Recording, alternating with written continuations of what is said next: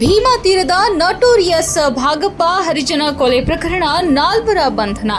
ಭೀಮಾ ತೀರದ ನಟೋರಿಯಸ್ ಭಾಗಪ್ಪ ಹರಿಜನ ಕೊಲೆ ಪ್ರಕರಣ ನಾಲ್ವರ ಬಂಧನ, ವಿಚಾರಣೆ ಚುರುಕುಗೊಳಿಸಿದ ಪೊಲೀಸರು.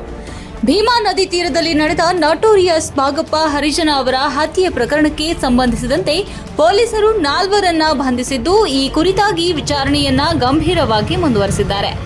ಬಂಧಿತರು ಪ್ರಕಾಶ್ ಅಲಿಯಾಸ್ ಪಿಂಟು ಲಕ್ಷ್ಮಣ್ ಮೇಲಿನ್ಕೇರಿ ಅಗರಖೇಡ ಇಂಡಿ ವಯಸ್ಸು 26, ಸುದೀಪ್ ರೇಣುಕಾ ಕಾಂಬಳೆ ವಯಸ್ಸು 20, ಮಣಿಕಂಠ ಅಲಿಯಾಸ್ ಗದ್ದಿಗಪ್ಪೆ ಬೈಲಹೊಂಗಲ ಬೆಳಗಾವಿ, ಶಂಕರಪ್ಪ ಬೆನಕಪ್ಪ ವಯಸ್ಸು 27, ರಾಹುಲ್ ಭೀಮಶಂಕರ್ ತಳಕೇರಿ ಹೊರ್ತಿ ವಯಸ್ಸು 20. ಈ ಪ್ರಕರಣಕ್ಕೆ ಸಂಬಂಧಿಸಿದಂತೆ ಪೊಲೀಸರು ಸತತ ಕಾರ್ಯಾಚರಣೆ ನಡೆಸಿ ಆರೋಪಿಗಳನ್ನ ಬಂಧಿಸಿದ್ದಾರೆ.